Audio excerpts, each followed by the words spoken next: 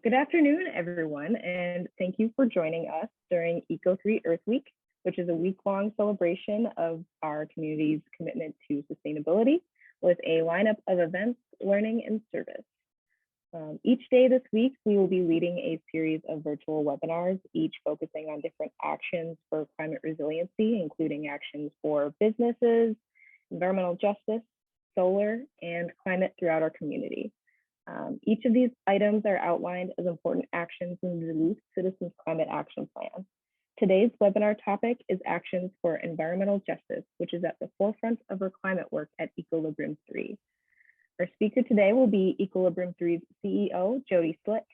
Jodi Slick is the founder and CEO of Equilibrium3, leading the organization's community resilience and sustainability work. Jodi has previously founded Common Ground Construction, a green affordable housing social enterprise. She received her Master of Education Administration and BS in Broadfield Science from the University of Wisconsin-Superior. And she has also completed training with the Graduate School of Business at Stanford University in social entrepreneurship. Jodi was named a White House Champion of Change for Building Resilient Communities in 2013. Thank you to our speaker, Jodi. We want to also thank our sponsors and partners for Earth Week and for their dedication to an equitable and sustainable future. If you have any questions for our speaker today, please feel free to drop it in the chat. This webinar is being recorded and will be uploaded to our YouTube channel. Jodi, I will pass it off to you. Great. Well, thank you very much. I'm going to actually have a presentation today. I'm really excited about today's conversation because so much of the work that we do at Equilibrium3 is at this intersection. We talk about working at the intersection of energy, equity, and economic vitality. And although our programs and work that we have done have actually had kind of ripples and have been done at a city scale, at a state scale, at a regional scale, and sometimes even impacting things nationally, our heart and home of Equilibrium3 is really in the Lincoln Park neighborhood. And we believe that if you're going to take an equity approach things, what you do is you bring the capacity to the places where the greatest disparities exist that are often underserved. And so today's presentation is really kind of going to go over a lot of those intersections and weave together a variety of the work that we do here at Equilibrium3. And I would absolutely be remiss if I didn't point out that also on the call are a number of amazing people working at Equilibrium3 that have had their fingerprints and their hearts and souls over all of the different aspects of work that you're going to hear from me today. So with that, I'm going to share my screen and hope to get a nod from somebody if my presentation actually comes up. Are we good?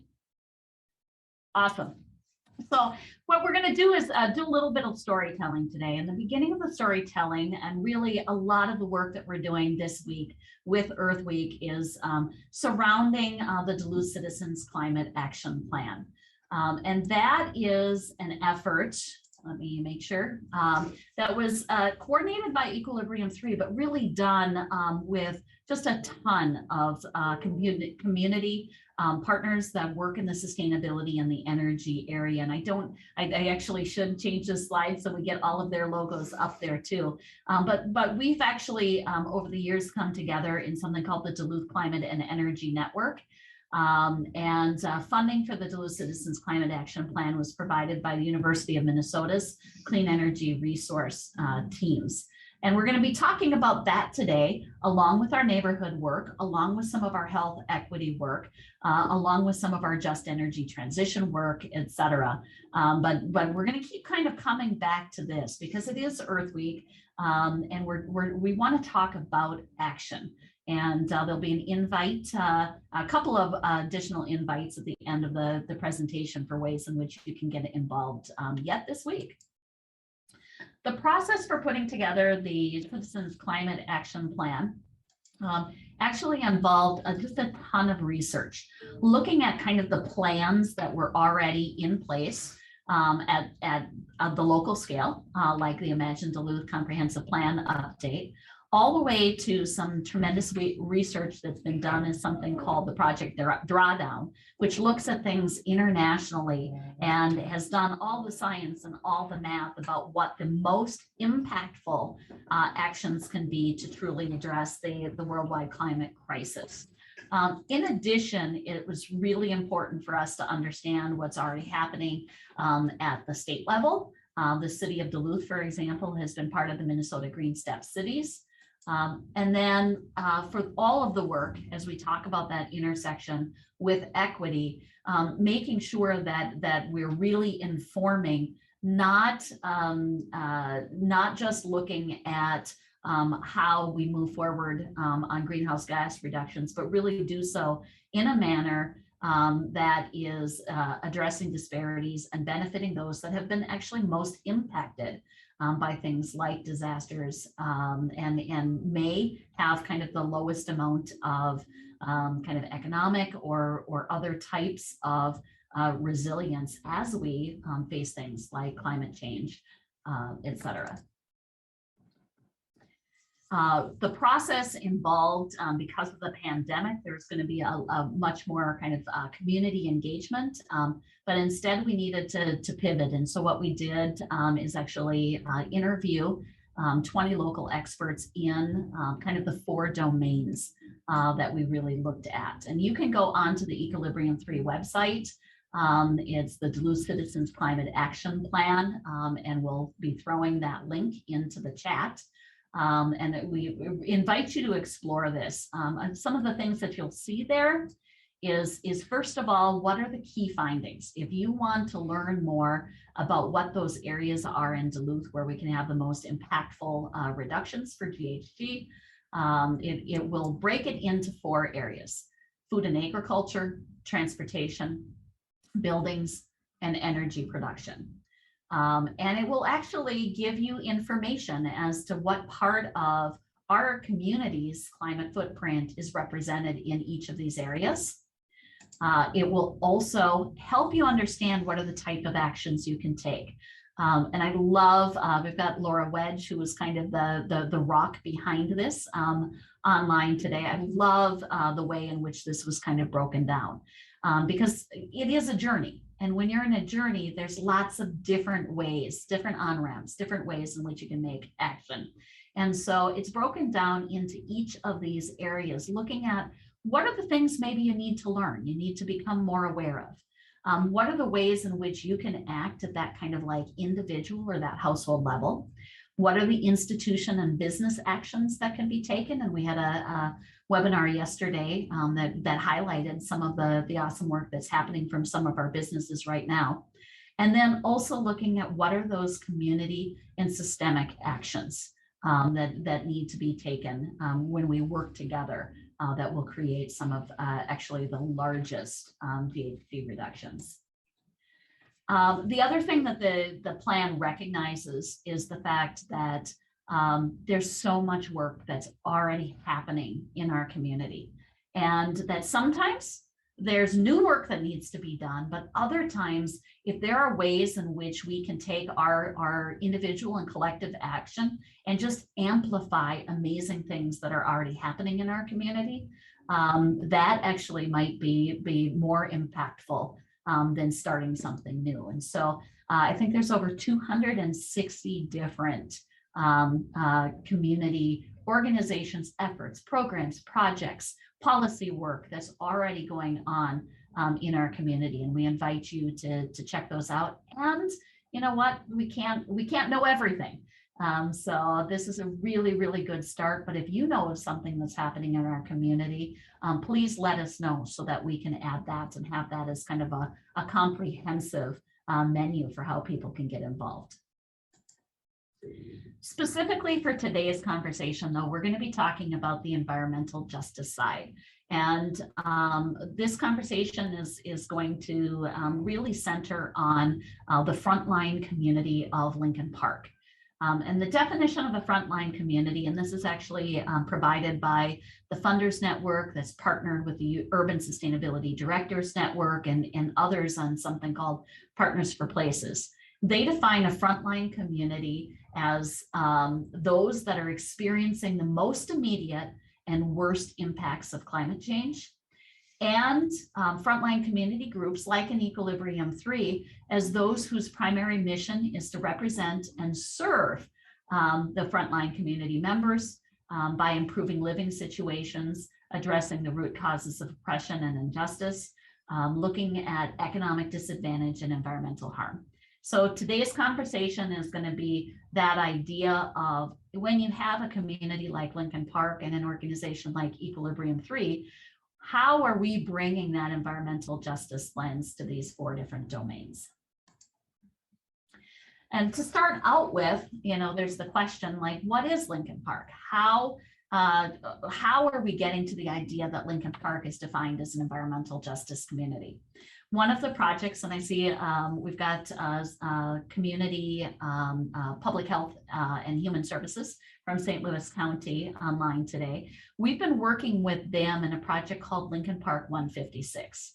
And that really is even just looking at the lowest portion of the Lincoln Park neighborhood, one census tract 156, St. Louis County Census Tract 156. And we've been working on something called social determinants, or the social drivers of health, because there is such vast disparity in this area.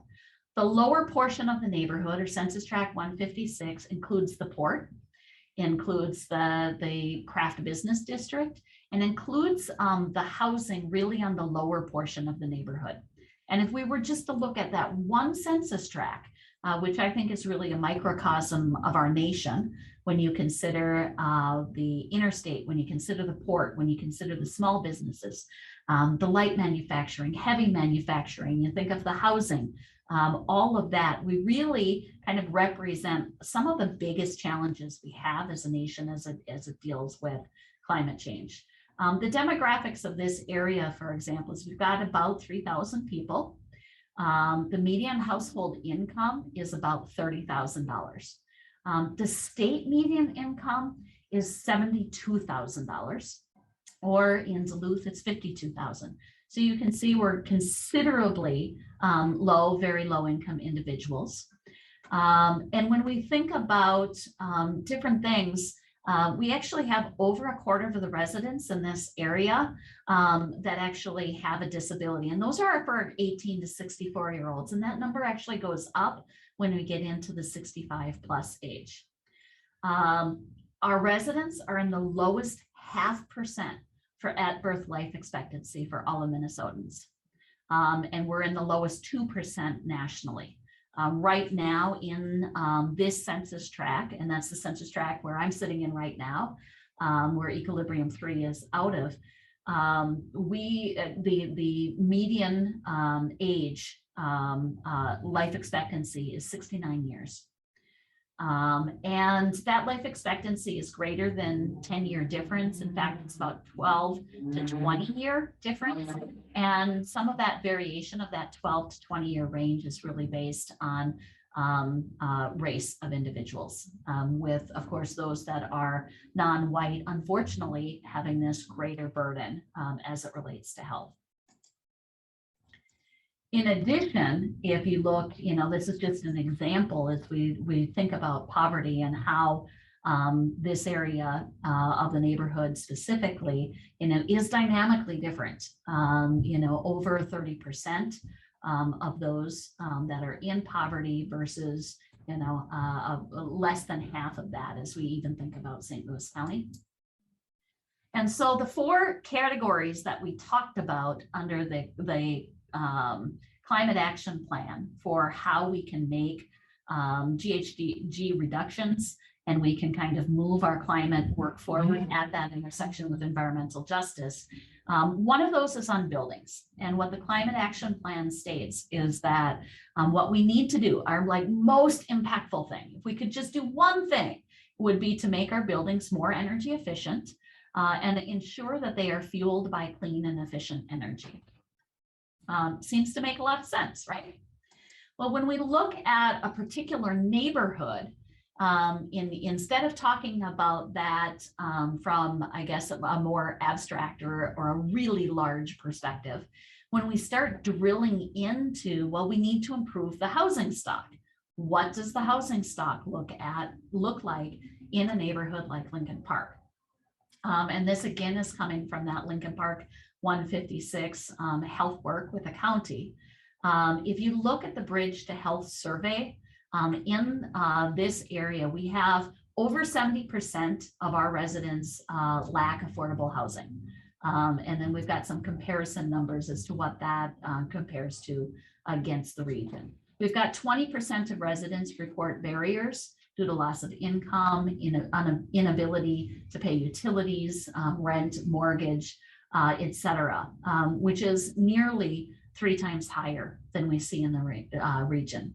And we also have over 300 Lincoln Park homes, and we don't have the exact number, that's just in this one census tract, that have continued to have lead service lines. And when we think about environmental justice, you know, what we know is that if a child is impacted by lead, that actually modifies their genes so that their grandchildren are still impacted by the fact that their grandpa or grandma had been infected by lead. So when we think about environmental justice, we need to be asking ourselves, you know, when do we decide that we're just going to put the stake in the ground and we're going to do something like have lead-free kids, because it's going to affect our current children, and it's going to make that step that we need to take for 2 generations from now.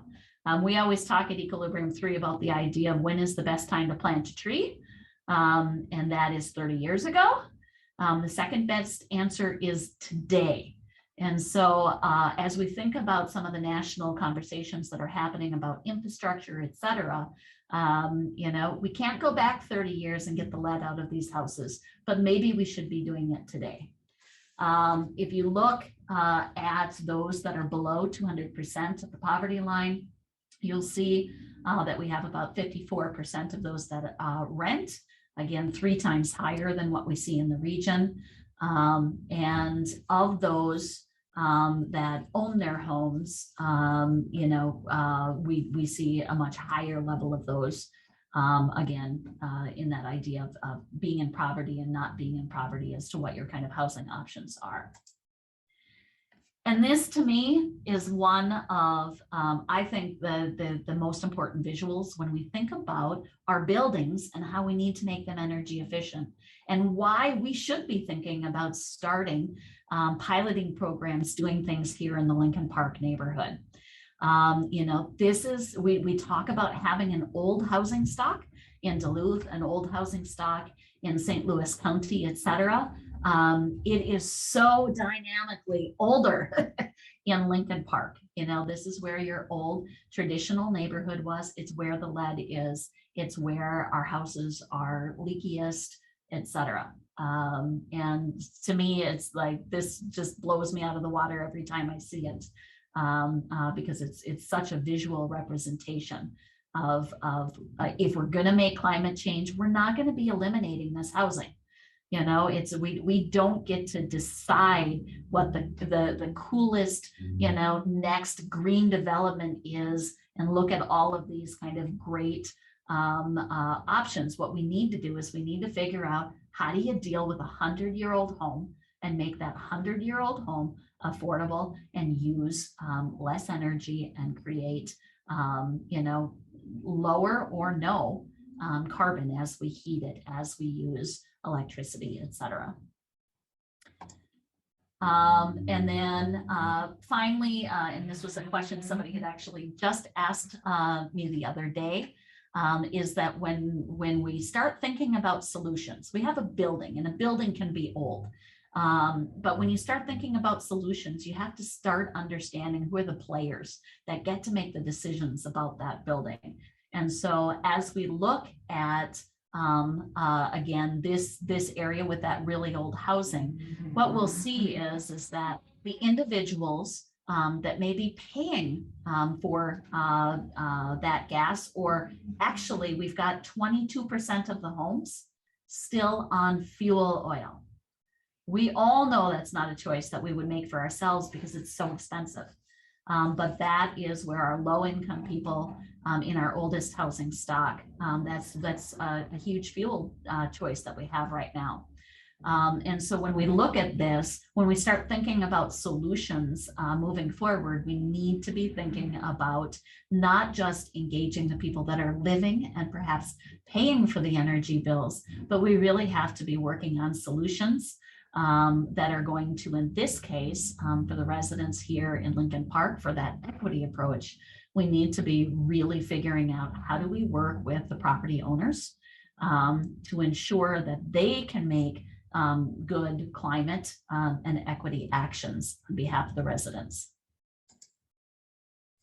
So the things that Equilibrium 3 is involved in right now as it relates to buildings in this neighborhood, as well as a number of these programs. Again, we always think about Lincoln Park, but a lot of our programs have a much larger geographic reach. And so one example of that is Equilibrium 3 actually started with our Duluth energy efficiency program. So we've been doing that kind of community scale weatherization work really since 2008. And that is the work that we ended up, when the floods happened a decade ago, we ended up taking that process in which we worked with homeowners to assess their homes, create a scope of work, and make sure that the improvements were done and done right. We took that process and we pivoted that so that we could do energy efficiency, efficient disaster recovery. And that's what we had received the White House and EPA recognition on. That's a program that kind of continues citywide. As an organization, we go in, we work with Comfort Systems and Minnesota Power and their conservation improvement programs. We can do energy audits of your home, which can be a simple walkthrough where we can bring, all the great diagnostic tools to be able to kind of help you understand your home. But what we always do, again, even if we're doing a program like that in partnership with the utilities, as an organization, we're always looking at, well, what are the barriers that are faced by individuals that may not have the same resources? And so we have a program that we actually call Giving Comfort at Home. And as we know, it's kind of hard to find a contractor these days, et cetera. And if you're a lower income individual that has a leaky house that needs to save money and save energy, it might be really, really hard to get a contractor interested if you have the resources into coming into your home and making those improvements right now. And so our Giving Comfort at Home project actually works with some funding from the city of Duluth to where we work with income qualified individuals. We go in and we do an energy audit, and there's some great installations that we can do even while doing the audits that are provided by our utilities. The LED light bulbs, the faucet aerators, ways in which like instantaneously you can start saving funds. But then we also work with the homeowner for those things that are a little bit more complicated. And we work with community volunteers, our energy auditor, our building performance staff, and then we will actually go in and sometimes work with the property owner, sometimes work with the renter, and sometimes if those individuals are unable to help out for one reason or the other, work with the volunteers to go in and do things like air sealing, insulation upgrades, et cetera. And that's kind of our base Duluth energy efficiency program and Giving Comfort at Home right now. And that is something that again, we've been doing for over a decade. As we've been trying to figure out, again, this neighborhood and its housing stock, we've worked with Comfort Systems, for example, to look at a special program for landlords and piloted that so that we could figure out how can we provide some resources to help the landlords make the right decisions so that they can be, of course, benefiting the tenants.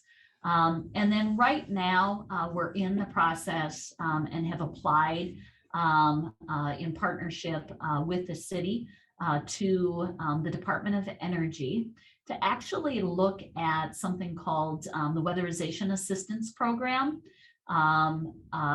enhancement and innovation, kind of a challenge, a grant challenge. And what we would be looking at there is, we know that when we go into a house here in Lincoln Park or anywhere in the community, we can do the energy efficiency stuff. But when we're there, there is so much more impact that we could be making.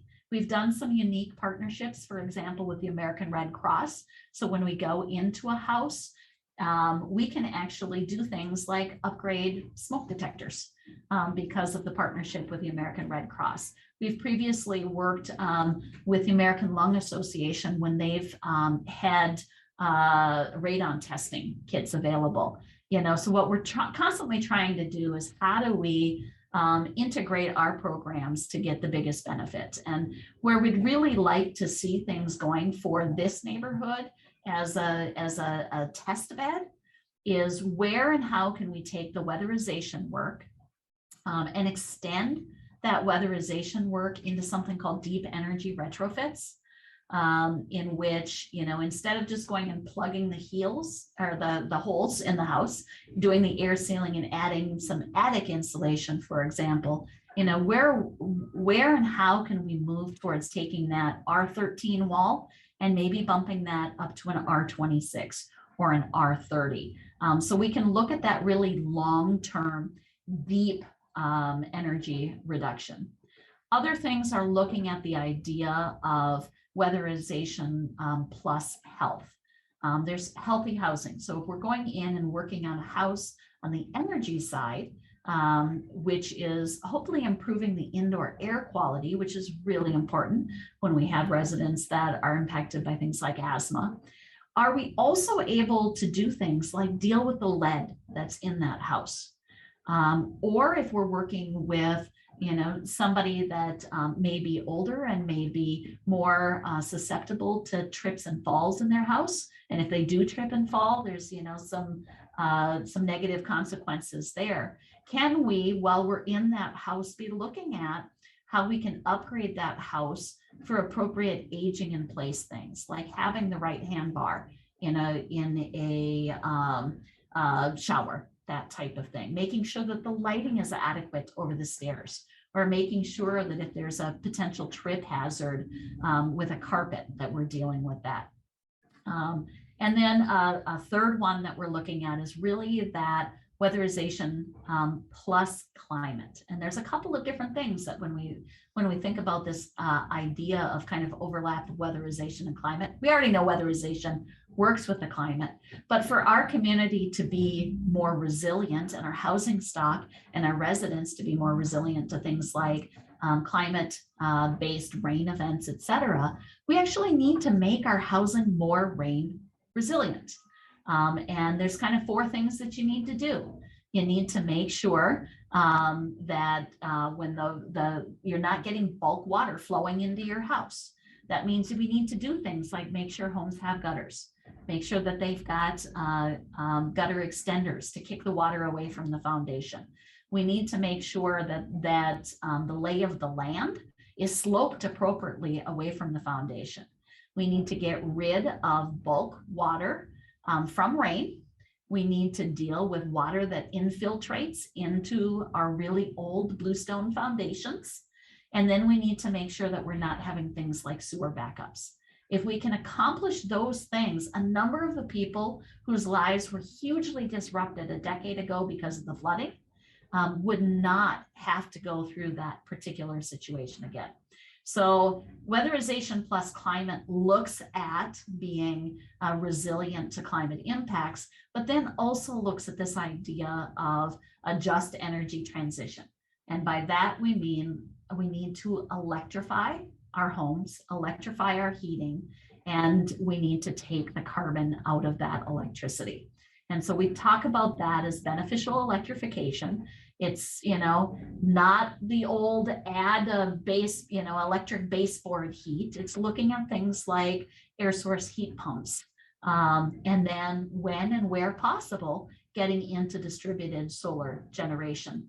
onto the roofs of those homes. So that's work that we're working on right now. We have an application in. We don't know, it's highly competitive on federal funds, et cetera.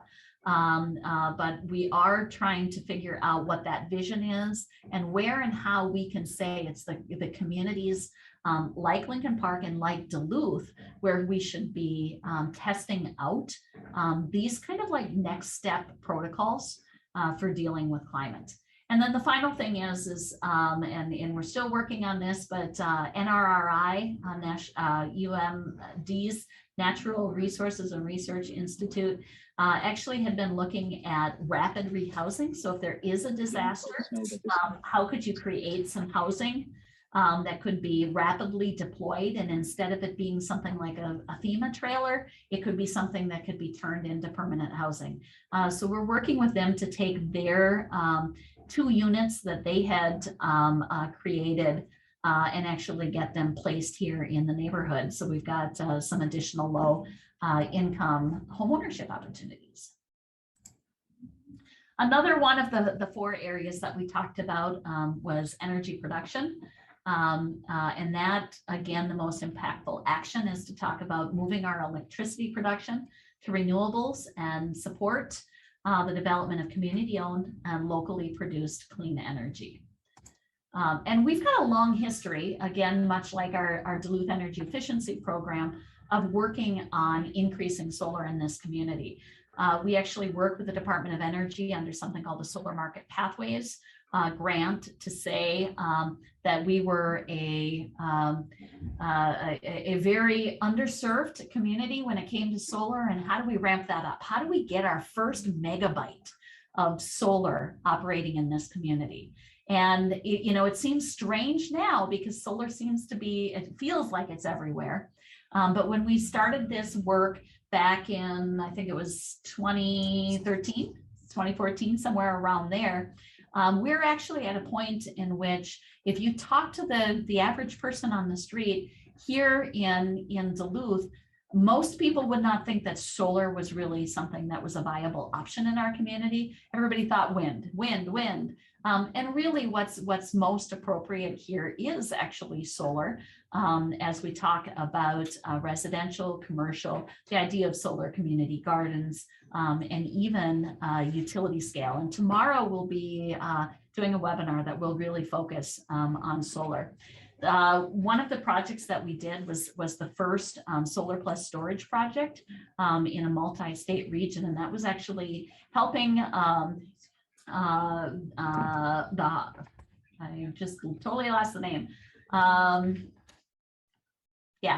Helping the, well, let's see, here we go.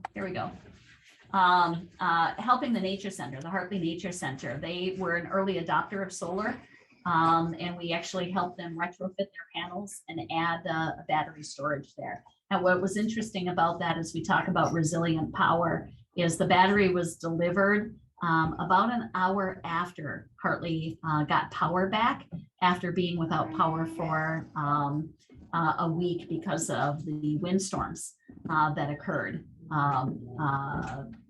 at the time. So that was one of the first efforts that we did for Equilibrium 3. And then also, if you go onto the Eco3 website, you'll actually be able to go into your building. If you have a building here in the city of Duluth, you'd be able to actually go in and use a solar suitability application. And so you can go to your building. This here is Lincoln Park. This is the old school at Lincoln Park as an example. And you'll be able to see actually how good is your roof for the potential of putting solar panels on it. Now that gets into how much sun is going to hit different parts of your roof. This is a tool that is made possible through LiDAR imaging and a partnership with UMD. They're G-Spatial or U-Spatial. And we actually had students in order to make this tool possible that digitized 60,000 building footprints to make that tool possible.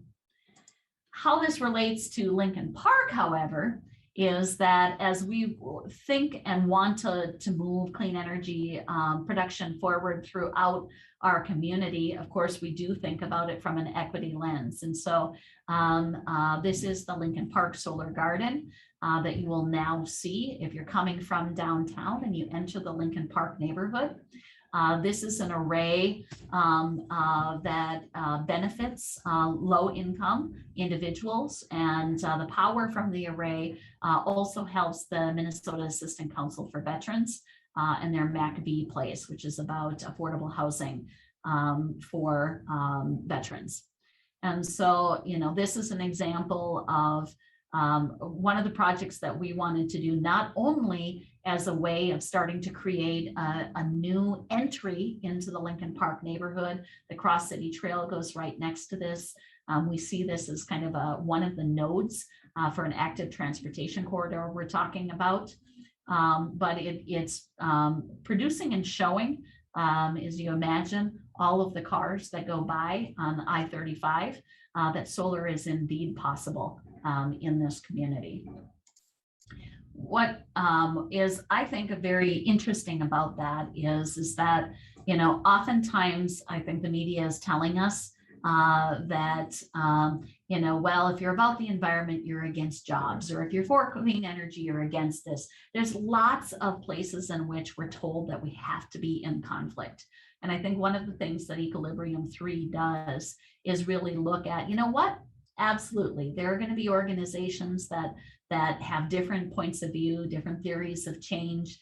They may at times be in conflict with each other, but there are also projects in which very diverse organizations can come together for a solution that benefits our community. And I think that's one of the huge stories of the Lincoln Park Solar Garden is that we have partners from environmental groups to energy companies to our neighborhood businesses, to foundations, to our faith communities, etc.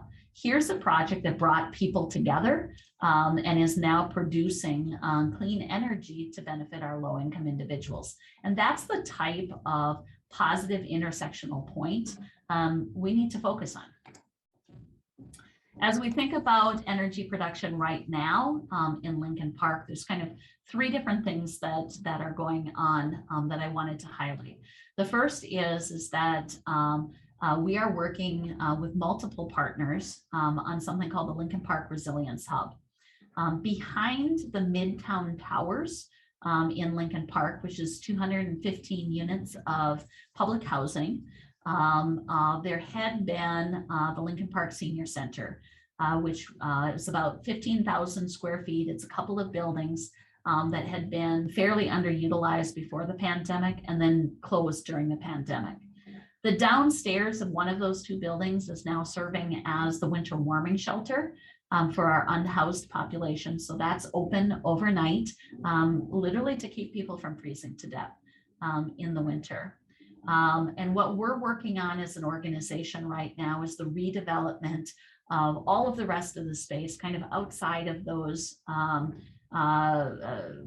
those shelter operations, which is operated by CHUM.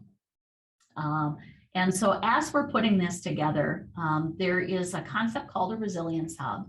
And what that is putting together kind of shared community space where multiple organizations, multiple programs work together to fill the service needs in a particular neighborhood.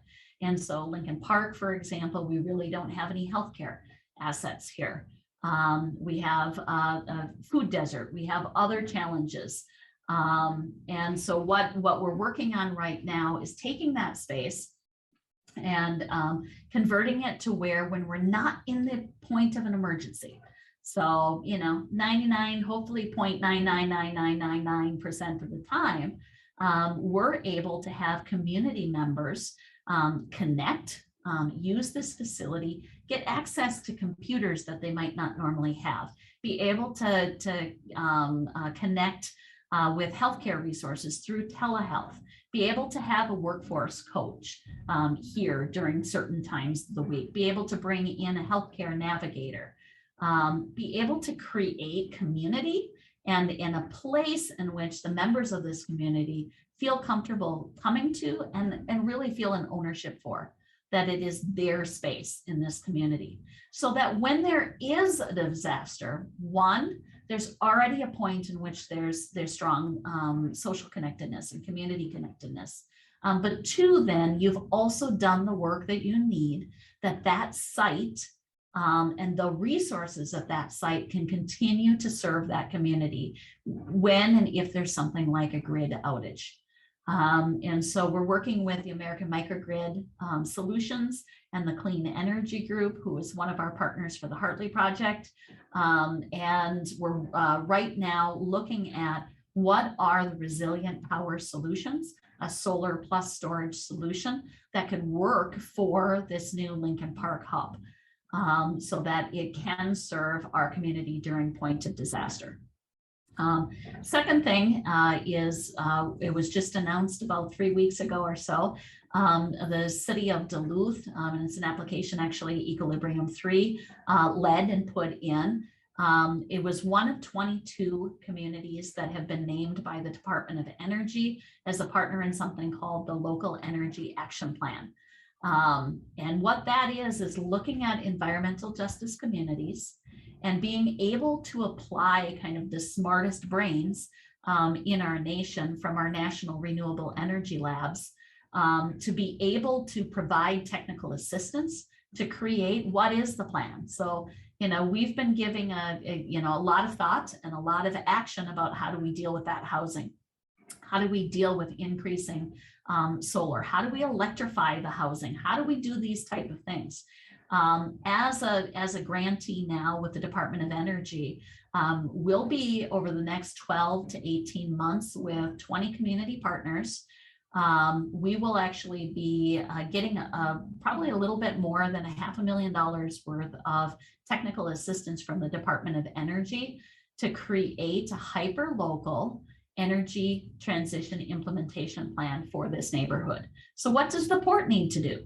What do we need in these traditional business districts? What are the supports they need to become low carbon? You know, what do we need to do with our old housing stock? How do we need to work with our landlords, property owners, et cetera? So very excited about that. And we'll again, what we need to do is 2050, which we often talk about for climate. We talk about 2025, 2030, 2035. We have to have a plan, and then we have to work the plan. And really excited about this effort because what it's going to do is provide that really deep cutting edge technical assistance to make sure the plan that we implement in this neighborhood for replication in the city and beyond, really is science related, and we create kind of the funding mechanisms that we need to make those changes. And then the final thing is again, I got to give the absolute shout out to the Duluth Climate and Energy Network. What you're hearing today is you're hearing about this one neighborhood and some of the projects and programs that we have. But a really big aspect of any of this climate work is also on the policy side. And the partners of the Duluth Climate and Energy Network, and I'm not going to name them because everybody who knows me knows that I am terrible. If there's a list of 3 items, I'm going to forget 1 or 2 of them. And so I'm not going to name them all because I know I'm going to forget some, but a lot of the policy work looking at how do we keep our energy affordable? How do we make sure that there's equitable and healthy energy production, et cetera, is happening with the Duluth Climate and Energy Network. And so it's a great point, especially as we talk about energy production. The third area is food and agriculture. And I have to say, I absolutely love this picture because this is outside of OMC in Lincoln Park, so even as we look at streetscaping on Superior Street, we've been able to start looking at how that can be an area of food production, et cetera. But the most impactful action here is to develop a local and ecologically sound food system infrastructure that enables and encourages us to grow, process, and distribute the food our community residents and businesses need. And what I love about this particular picture is it's a business kind of stepping up and even bringing it to their own table. As we think about equity in Lincoln Park, and I think it's pretty much out there in the normal knowledge that Lincoln Park is a food desert. And what we actually find is we find that, again, about twice as many people have a barrier to getting food in this neighborhood. We see that about for 60% or so, the cost of that food is a barrier. We've got, about 40% shopping at a gas station 1 or more times a week. And you can kind of read through additional areas here. And when we don't have access to healthy food, that's one of the big contributors that we have as we talk about those health disparities. And in fact, that the CDC supported project that we're working on with St. Louis County Public Health, food access is one of the main domains that we're looking at. And we have Dr. Tracy Bibelnick's online today, and she's done some amazing research in this particular area. And so she's going to recognize the next slide because it came from her research, but a couple of her graduate students. When you actually look at the idea of a USDA food desert, there's a really interesting definition to that. It's about whether or not food is within a certain distance, all of that type of stuff. But that actually doesn't tell the whole story. So for example, you may have an area that has a grocery store across the street from it. But if the individuals that live there can't afford the food that's for sale at that grocery store, they lack food access. And then you may have some neighborhoods in which you don't have a grocery store, but effectively the people own vehicles. They have all of the resources they need. Are they really a food desert? Do they have food access issues? They might not have a grocery store next door, but they have all of the resources they need to be able to drive 3 miles to a grocery store, have everybody deliver it to them. And so this is some work that has been done with UMD and in partnership to really look at what are the high priority food areas in Lincoln Park, really defined as where you've got distance to grocery, where you have individuals that lack access to vehicles, also looking at the income of individuals. And then there's something where you look at the variability of food that's available. So if you take like a Cub Foods or a Super One, you're going to have a score of 27 because there's the different proteins that are available. There's lots of variation in the food that will allow you to eat in a healthy manner. In Lincoln Park, that same kind of 27 item USDA food basket, what you can buy in Lincoln Park today, we only have 7 of those 27 available. And yet in this particular area, we also have a significant portion of our residents don't have the actual vehicle, for example, to get to one of those larger grocery stores. And so you'll see, for example, this is the map of where Lincoln Park 156 is, with this being the port area, et cetera. You'll see that the access that we have is really to fast food. What we don't have access to really is this idea of being able to get people to, your larger groceries, et cetera. And so we're actually working on this problem from a number of different ways because food is about production. Food is also about processing, and food is about distribution and retail. And so right now, we have been, for this past year, working up at Lake Superior College. They actually have a couple 6,000 or 3,000 square foot high tunnels and about a couple of acres of ag land.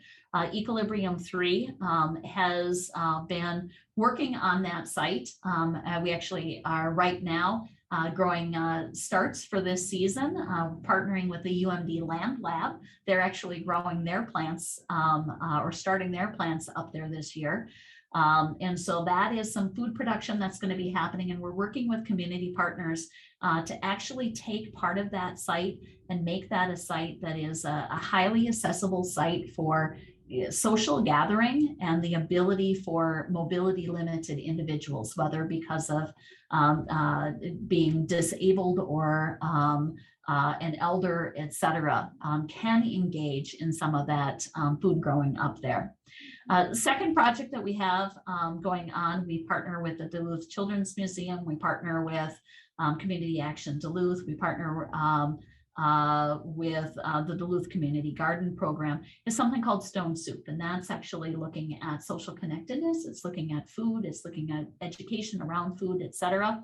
And one of the things that we do is we actually distribute portable garden bags that use the waste grain sacks from our neighborhood breweries to put together mobile gardens, because if you have 70% of your neighborhood that's renting, they're not necessarily going to be able to, you know, turn over the backyard and start a garden there. So this gives an opportunity for people to engage in actually a lot of the good soul things, you know, regarding food production and gardening.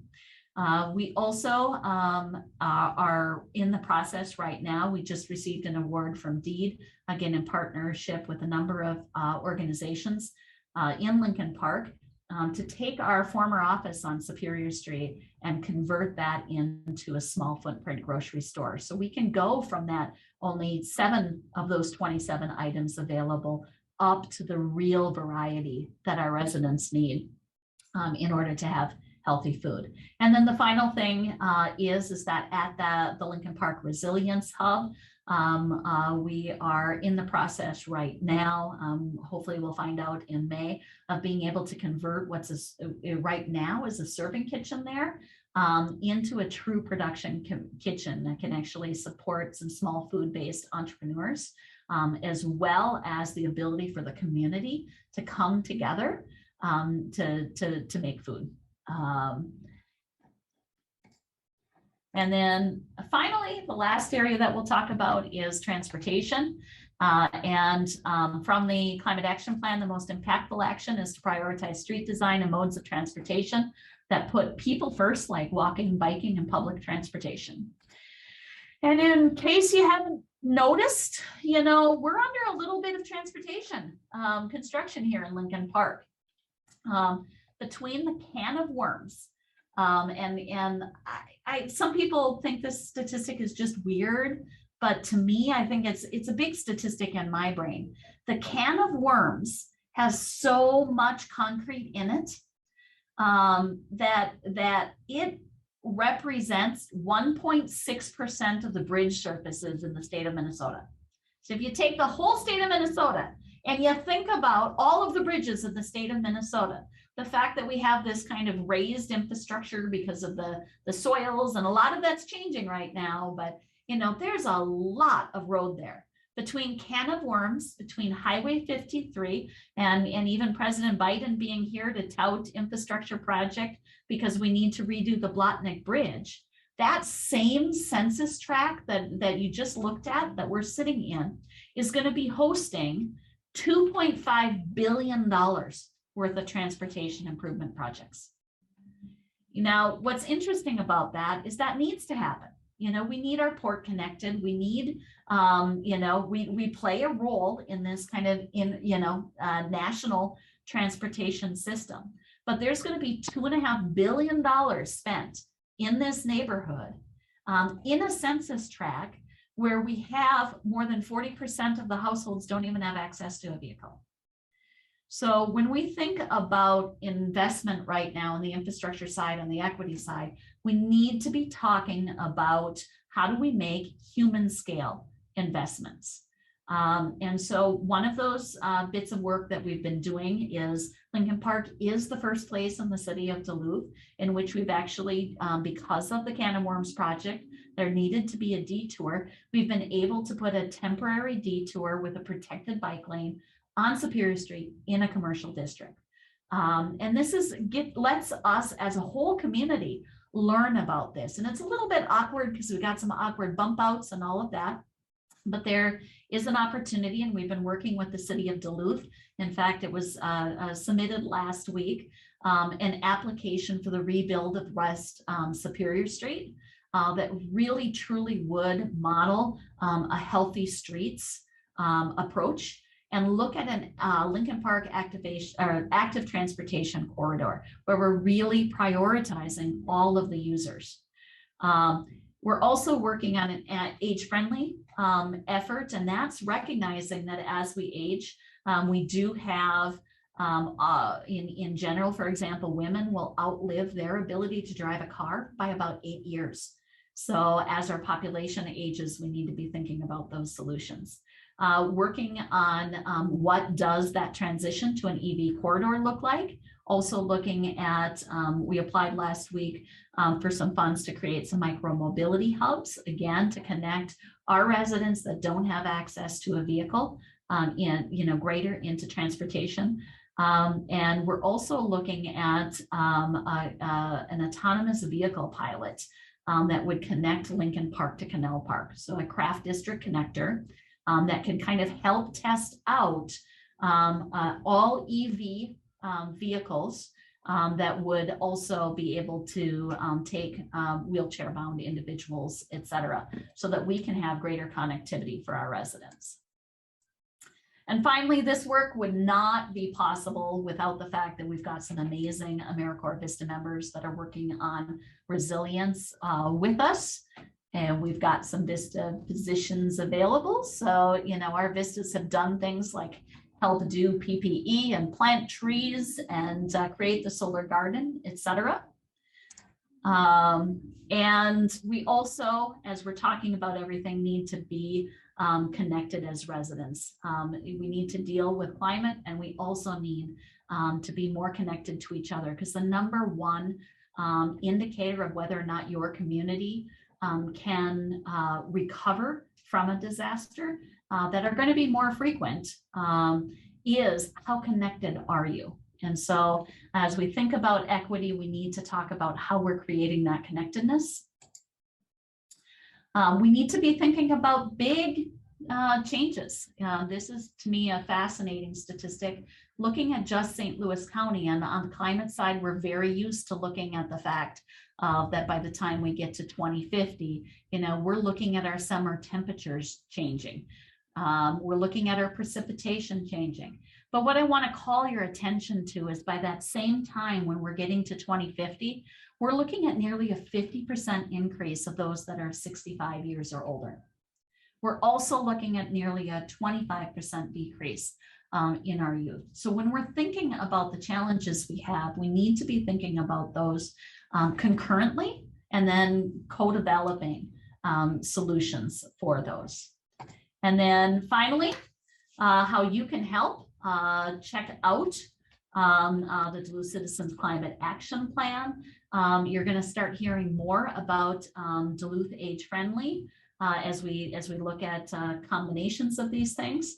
Participate in Earth Week cleanup later this week. Shop local, support the local part, Lincoln Park neighborhood. Bring us your dreams and wishes. And with that, I want to thank you all for coming today. And from 1 to 1:15 is going to be an opportunity for people to hang around for questions. And I'm going to kick it back to Kristen to kind of like end the formal presentation. And then we can move to questions. Sure thing. Thanks, Jodi. That was incredible.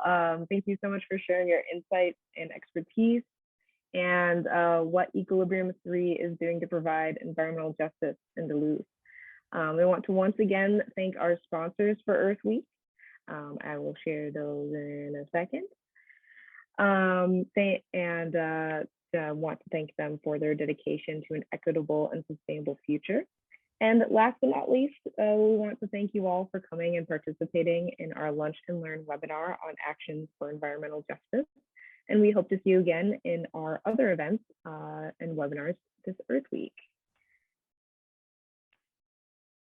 So there they are. And we'll send a link in the chat to some more of those activities. For folks interested in taking action, we encourage you to go online to the Duluth Citizens Climate Action Plan, where you'll find recommended actions and steps that will support in the development of an equitable and sustainable future in Duluth. Join us in our day of action on Friday, April 22nd, on Earth Day. So now we will open the floor for questions. Please feel free to drop any questions you have in the chat.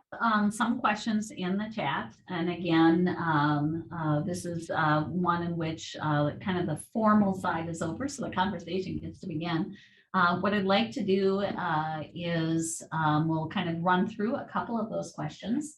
And then, feel free to unmute yourself and ask additional questions as they come up, etc. So is there maybe Laura or Kristen, if you can kind of help me scan through some of the questions that might be here?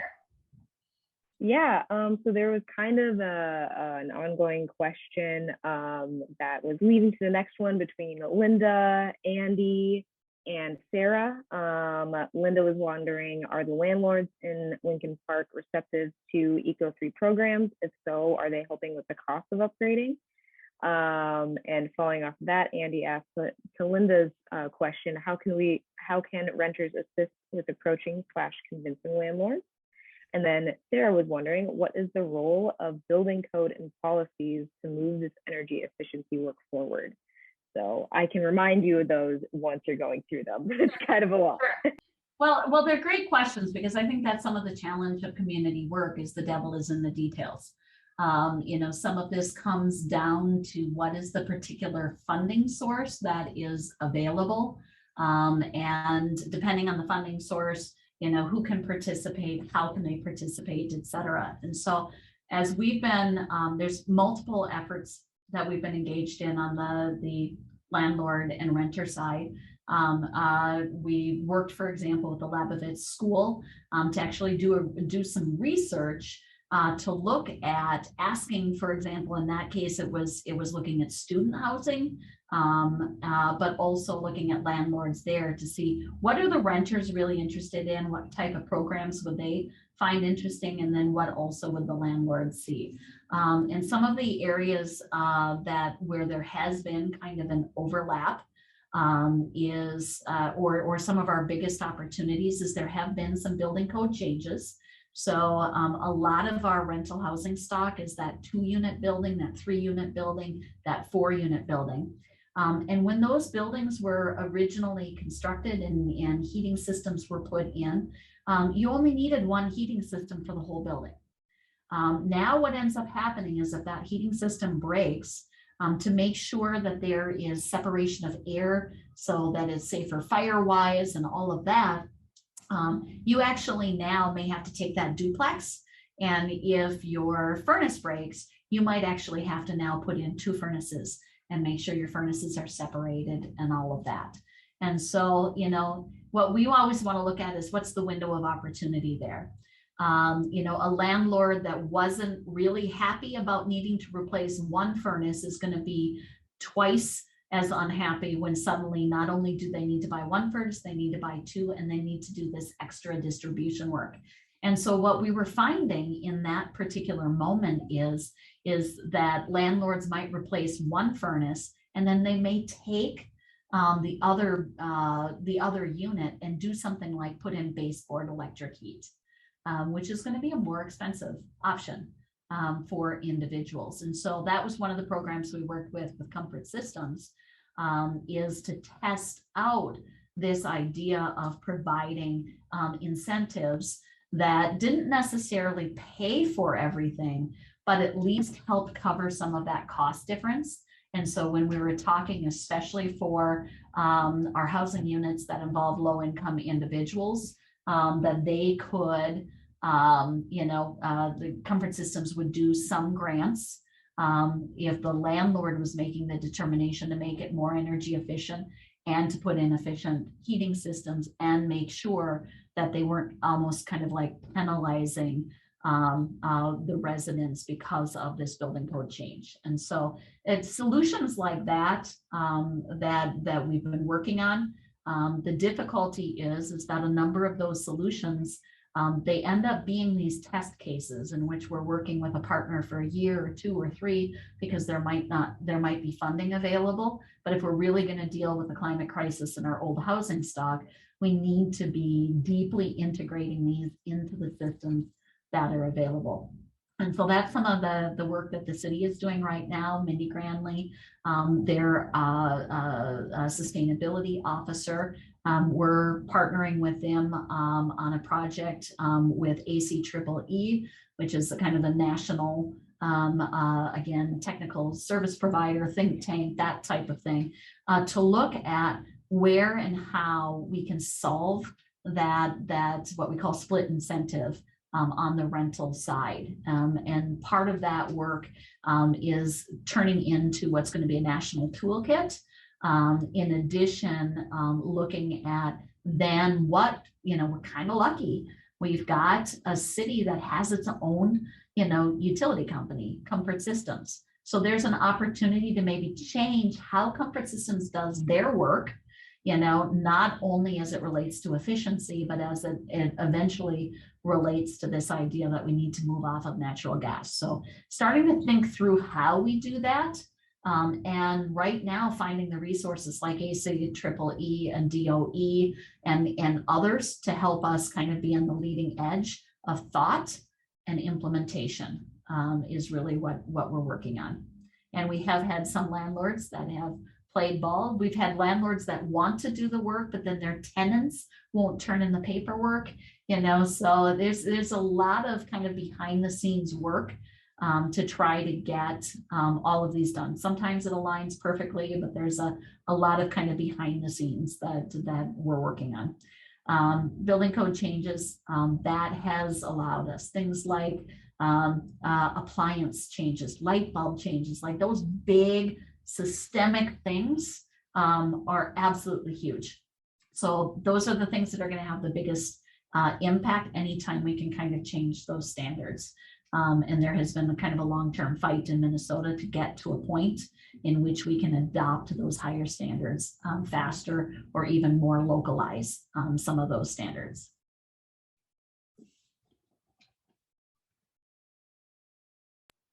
Awesome. Thank you, Jodi. Another question that Linda had was, how is Eco3 communicating its available services to the community and the reception to all these great services?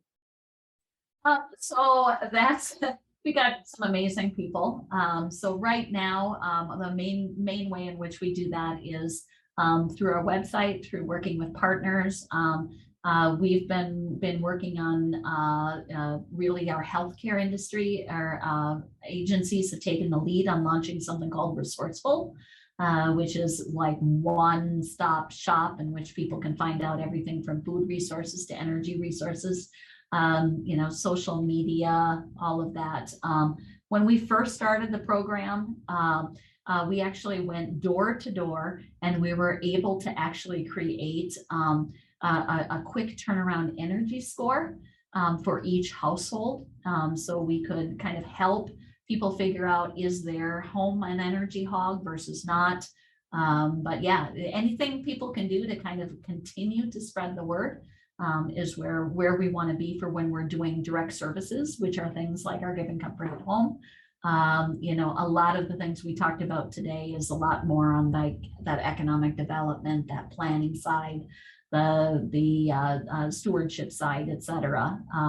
We do a lot on the community engagement side, and we, especially in the Lincoln Park neighborhood, as part of this health accelerator plan, there are lots of opportunities for people to get involved. So especially if you're here and you live in Lincoln Park, reach out to me. We want to talk. Looks like Abby has a question. Hello, actually come online. So it's really interesting to hear about kind of the retrofitting work that y'all do.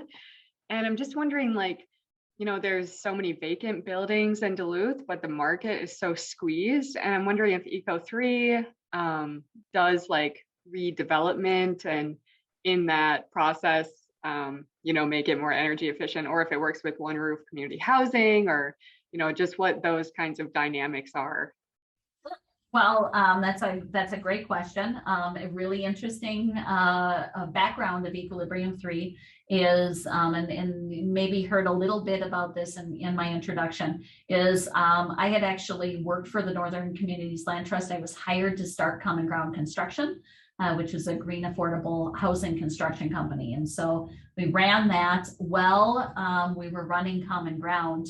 One of the things that we were able to do is I was able to get some demonstration dollars out of HUD, about $250,000 to add solar. And this is back in the day, 2006, 2005, in which you would not put photovoltaics on a home because it was too expensive. You didn't really get a lot of energy production. So we were able to get $250,000 to put solar thermal hot water heat on 10 land trust homes. So I could spend $25,000 to add, some hot water heat. In the end, what we really needed is I needed $250,000 so I could spend $2,500 on 100 homes. Because if we really want to impact the efficiency of our housing, if we really want to reduce the carbon and help people with their energy bills, we got to start with that air sealing and the insulation. Like, that's absolutely key. And so well, running Common Ground is actually when we started the Duluth Energy Efficiency Program and a whole bunch of other things. And so while I ran Common Ground, we actually did about 125 of their homes, including the Duluth Veterans Place. And then when the Land Trust merged with another nonprofit to form One Roof, Equilibrium 3 at that time was actually twice as large as the two nonprofits combined. And not only were we doing the green construction for the Land Trust, but we were doing community scale weatherization, and we were working on environmental justice, and we were working on economic development, and we were working on all of these other things. So what happened back in 2011, so 10 years ago, is One Roof was formed, and we actually took Common Ground, cut it in half, and left the construction with One Roof and took all of those other activities. And that's the origin story of Equilibrium 3. So at this point, our housing development work really is limited to I'd say kind of four things. We're doing the House 3 project that I talked about with NRRI. We have a used building. We have a 100-plus-year-old condemned property about a block from us here, and that is actually being converted to be, we call it the AmeriCorps Legacy House, and that's being converted to actually house some of our AmeriCorps VISTAs that come to our community for a year. We've also been leading kind of the external assessment and kind of light reduction approaches here in Lincoln Park. And sometimes the building needs to come down, and sometimes we need to just match it with somebody who will redevelop it.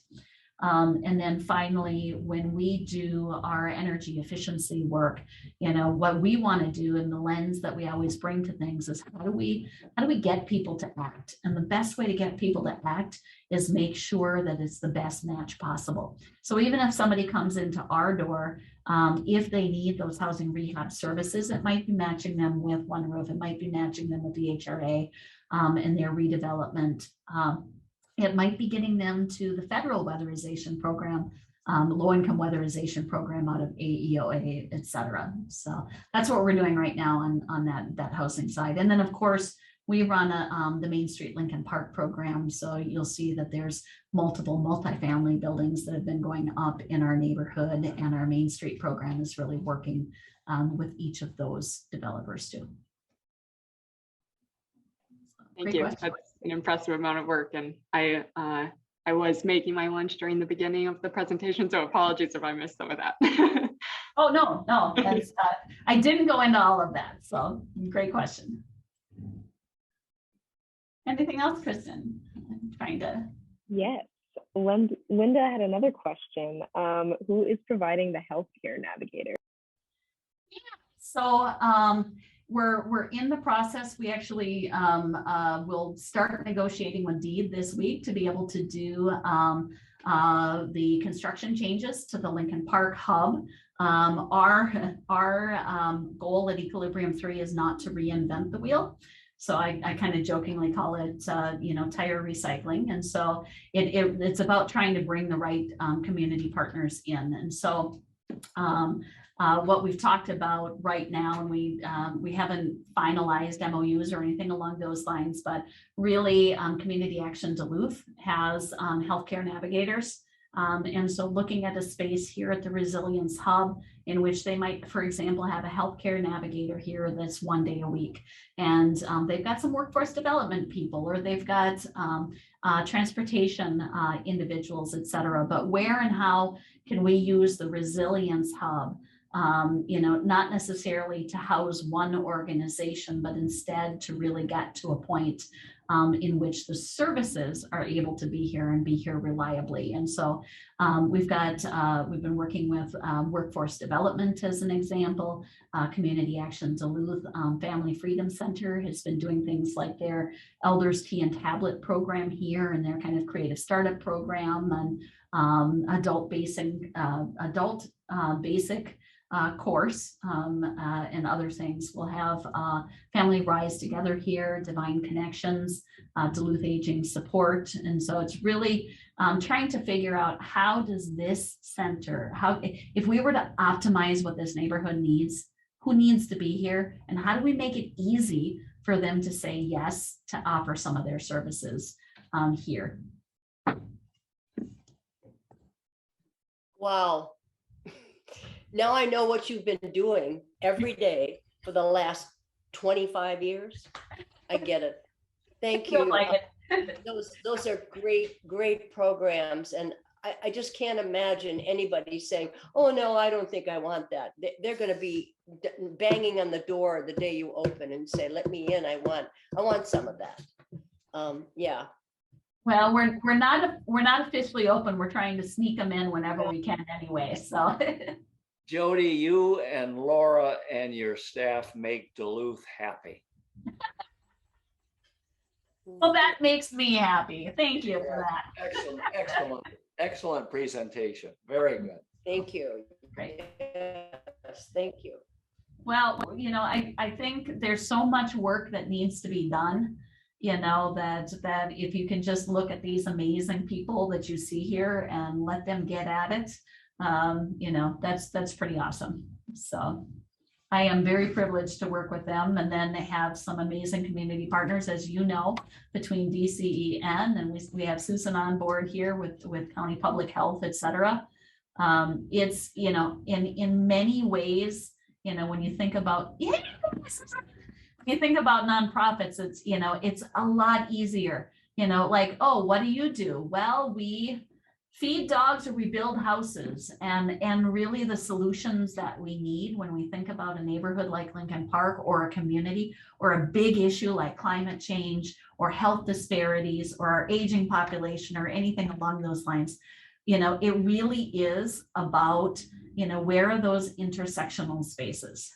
And that's why, I'm glad that we've got, when we think about our DCN partners, that we've got such strong voices on some of the policy sides and on some of the advocacy sides and all of that, because I'm just exhausted figuring out where are those places I can just get as many people to care and act, and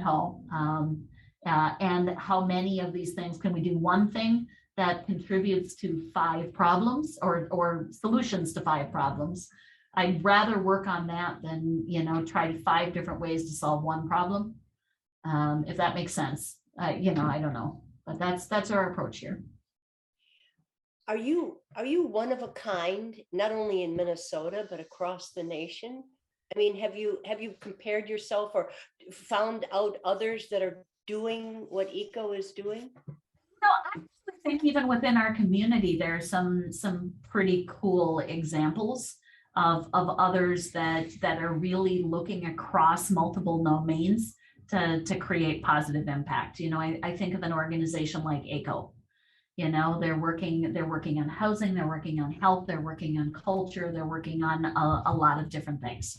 You know, you've got an organization like Zeitgeist. You know, they've got kind of their own, I'd say, you know, commercial operations in downtown. But in addition to that kind of old arts and culture piece from their kind of building, you know, they are also working on things like, you know, health in the hillside, and they're working on active transportation, et cetera.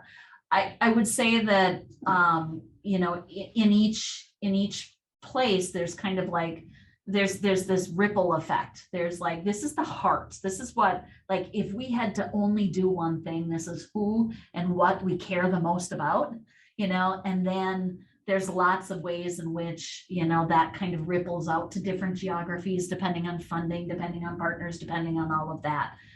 You know, ECO, of course, I would say, you know, the heart of what they're doing is really about the Indigenous population. I would say that, you know, the heart of what our Zeitgeist is doing is that arts and community development. The heart, you know, of what Lincoln, or what Equilibrium 3 is doing is really that Lincoln Park and the climate.